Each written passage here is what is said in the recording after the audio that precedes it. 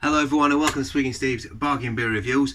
Well, what is going on with supermarkets and the current craft beer at the moment? Absolutely fantastic. There's some brilliant beers. I had a beer from London Beer Factory, and I'm not that keen on London Beer Factory, I'm not going to lie to you. I find their beers a bit up and down. Some of them I like. I think their Hazy Days I like, something like that. Find them a bit like chalky or a little bit thin, a little bit lackluster, like somehow the hop flavour seems to not come through like it does on the aroma, shall we say. But yeah, they had a stout, a tiramisu stout, 9.2%, an imperial stout. Unbelievable, the best stout I've had in a long time, especially from, well, the best stout I've ever had in a supermarket, but the best stout I've had for a long time. So look out for that. But Tesco's, I've not been to Morrison's yet, and they've got a massive new range. But Tesco's have it started on Morrison's have now got a £4 range for the craft beers, and it seems like Tesco's are competing with that. But theirs is £3.50, not quite as expensive, but that stout was fantastic. So if that's anything to go by, it's well worth £3.50. I might review some of them beers. I'm not sure because they're not really bargain beers. I think a lot of people that watch my channel like the cheap stuff I review more than anything else, but relative to what it is cheap, I suppose. But anyway, this beer doesn't come from Tesco, doesn't come from Morrison's, doesn't come from a major supermarket. It comes from my local cost cutter in Shafton, and this week we have got pronounce that properly, Staropramen. I can never pronounce this properly, but an unfiltered lager. Unfiltered. Now, I have never had an unfiltered lager from a big brewery before. There we go. Lovely cap as well. Lovely cap. Yeah, I've never had an unfiltered beer from a major brewery. Now, I have had unfiltered beers before. I've had unfiltered beers from... I had an unfiltered lager before, the hazy lager that I had from Pistonhead, which is a really lovely lager. And obviously I've had craft beers that are unfiltered and craft lagers.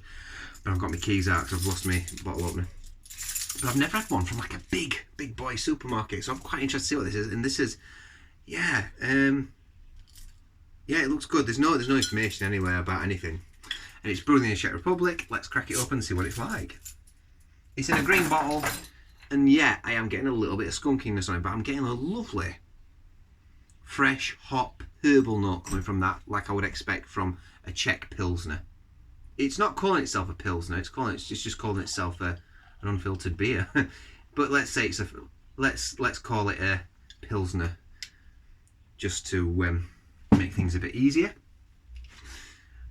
Yeah, it's quite. So people that are new to the channel, or people that don't know, or new to beer maybe, unfiltered basically means when you normally have a lager, and then when you normally have a most beers, they're filtered, so they're clear, the see-through, or there's no bits floating around, but you can see that it's hazy, which basically means all the stuff, all the leftovers, all the hop cones and everything else that's put into the beer, the yeast, it stays in the beer.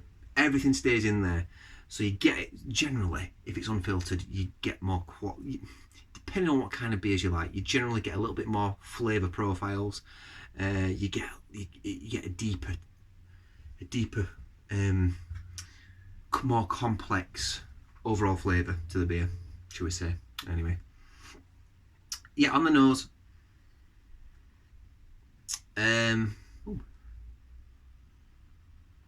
it smells like it's got more of a yeast presence to it for sure. It smells like it's a full-bodied beer, you know. You're almost getting very slight, almost like a slight cloviness, actually. Very slight though, very slight, that you get from like your Belgian beers and stuff. But you're getting like a herbaliness, you're getting that lovely bready lager maltiness, Pilsner maltiness, a little bit citrusy, a little bit lemon. But yeah, breadiness, like a more of a baked breadiness. It smells lovely, very inviting. This came in at £1.25. £1.25. And this is the thing at this cost cutter. You never know what you're going to get.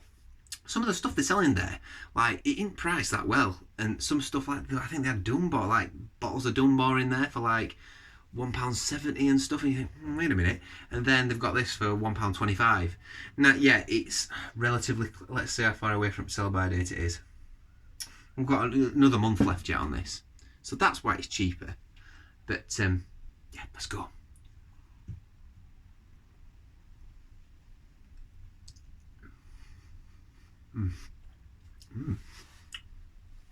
Interesting. Yeah, full-bodied lager, unfiltered. It does. It's got more of a. You're getting a slight, very slight sort of turned fruit, like apples and pears. On when fruit's like turn, even a little bit of banana skin. It's not massive. You're not going to smell that and go, oh yeah, banana skin. But you're getting all those slightly turned fruits that you would do in more of a like almost like a traditional British beer. You know, carbonation spot on.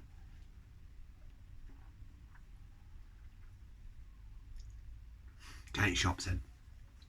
Oh, people have been bringing these back. They've been bringing it back. They don't realise it's unfiltered. It's unfiltered, this beer, you know, like telling me until it says just check what it says on the side. It says it's unfiltered. So make sure you're aware that it's unfiltered. So I like my unfiltered beers, mate. Don't worry about that. People have been bringing it back thinking it's dodgy, and it's not. It's actually more pure than it would be if it was filtered, because we've got everything in there. Look at the lacing on that glass, isn't it lovely? Oh, this is a good beer. This is very good. £1.25. I picked up about 4 of these, so which comes to a £5. 4 for a £5. That's good, isn't it? So yeah.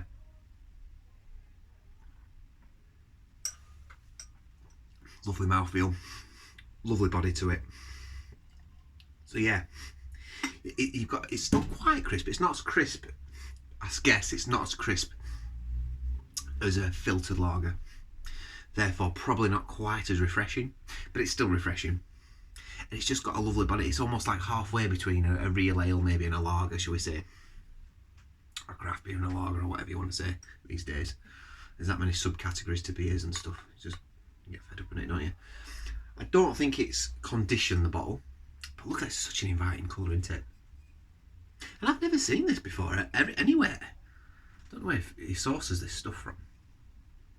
That lovely. You've got fingers with a lovely white head on there. Oh, lovely colour, that lovely sort of amber, glowing amber colour to it. Shame I haven't got a little torch to put behind it to show you that lovely glowing amber colour we're getting from that. Yeah, freshness, slightly turned fruit. It turned out, you know, when you go past a fruit bowl and the apples are slightly turned. But yeah, you're getting like a slight cloviness from it. So I think that's coming from the yeast in it. But yeah.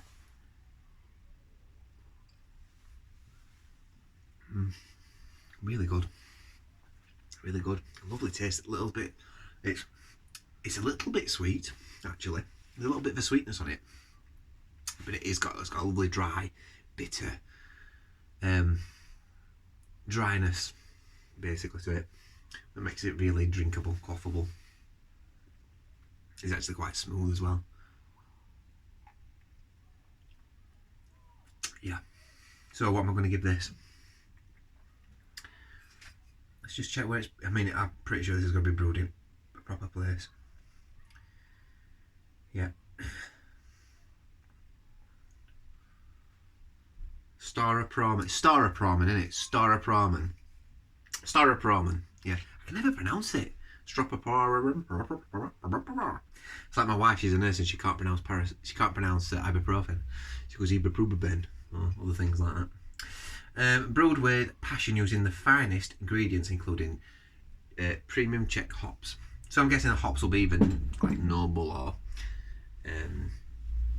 what's that? SARS hops, maybe. Oh, excuse me. A little bit of a pepperiness actually on it as well, actually.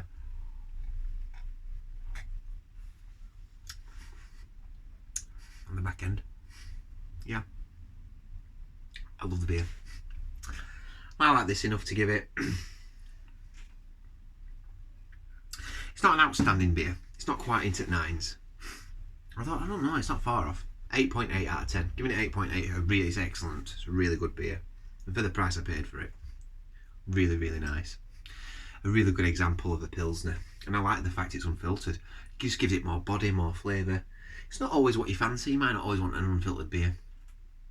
You want something a bit more crisp, a bit more refreshing, in which case you go for something that's filtered. And there's nothing wrong with that either. But it's nice to have something a bit alternative in it, you know. There we go.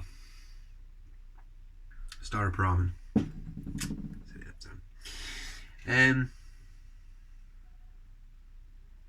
Yeah. Write down if you've had this before, unfiltered, and if there's any other unfiltered lagers from like these bigger sort of Eastern European breweries that's been on the supermarkets anyway, you know, because there's probably unfiltered lagers from all these breweries, of course, but to get them on the supermarket shelves is interesting, isn't it? Don't really get that very often. Even in bottle shops, I'm not seeing that unfiltered, you know what I mean? You find that in a bottle shop, really. It's a bit too mainstream, in it, for a bottle shop.